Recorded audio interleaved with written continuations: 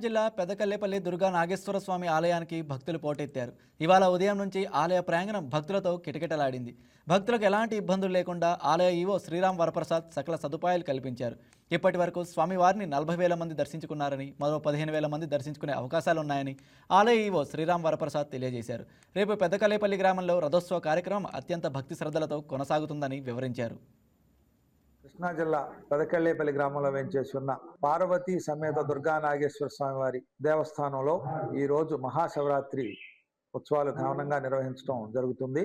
ఉదయం 3 గంటల నుంచే ప్రథమ అభిషేకంతో ప్రారంభమైనటువంటి కార్యక్రమాలు 4 గంటల నుంచి భక్తులకు దర్శనం ఏర్పాటు చేయటం అనేది 4 గంటల నుంచి కూడా నిరాటంకంగా నిరంతరాయంగా భక్తులు క్యూ లైన్ లో నిలబడి స్వామివారిని దర్శించుకుని తీర్థ ప్రసాదాలు స్వీకరించి స్వామివారి ఆశీస్సులు పొందుతున్నారు.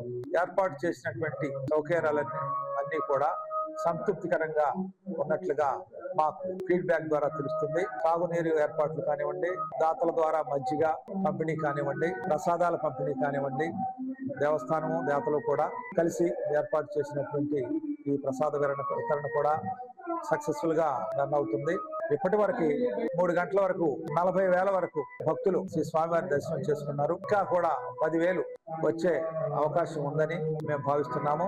వారి కోసం ఏర్పాటు చేసినటువంటి అన్ని ఏర్పాట్లను కూడా ఎప్పటికప్పుడు మేము పర్యవేక్షిస్తూ ఏమైనా లోటుపాట్లు ఉంటే సర్దిద్దుకుంటూ దేవాదాయ శాఖ సిబ్బంది, అదేవిధంగా ఇతర శాఖల సిబ్బంది కూడా డ్యూటీలో ఉంటూ ఎంతో అప్రమత్తంగా ఈ మహాశివరాత్రి పర్వదినాన్ని జరుపుకుంటున్నాం. కావున ఈ రోజు 7 గంటలకి జగజ్యోతి కార్యక్రమం ఉంటుంది. చల్లపల్లి రాజవంశీయులైనటువంటి చల్లపల్లి రాజా గారి పెద్ద మనవడు శ్రీ శివరాం ప్రసాద్ గారు ఈ కార్యక్రమానికి హాజరవుతారు. ఆ కార్యక్రమం అనంతరం 2 గంటలకి శ్రీ స్వామివారి దివ్య కళ్యాణ మహోత్సవం నిర్వహించబడుతుంది.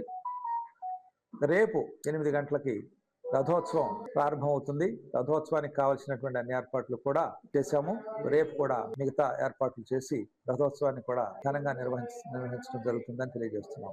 రథోత్సవంలో కూడా భక్తులు అధిక సంఖ్యలో పాల్గొంటారు. ఎటువంటి ఇబ్బంది కలుక్కోకుండా పోలీసు వారు, ఇతర శాఖల వారు కూడా అన్ని జాగ్రత్తలు తీసుకుంటున్నారు. కావున భక్తులందరూ కూడా ఈ రోజు ఇంకా దర్శనం చేసుకోవడానికి వచ్చేవారు అందరూ కూడా శ్రీ స్వామివారి క్యూ లైన్ ద్వారా ప్రవేశించి శ్రీ స్వామివారిని, తర్వాత దుర్గమ్మ వారిని, మధ్యలో పార్వతీ అమ్మవారిని కూడా దర్శించుకుని స్వామివారి అమ్మవార్ల ఆశీస్సులు పొందవలసిందిగా కోరుతున్నాం. కృష్ణా జిల్లా పెదకళ్ళేపల్లి గ్రామంలో వేంచేసి ఉన్న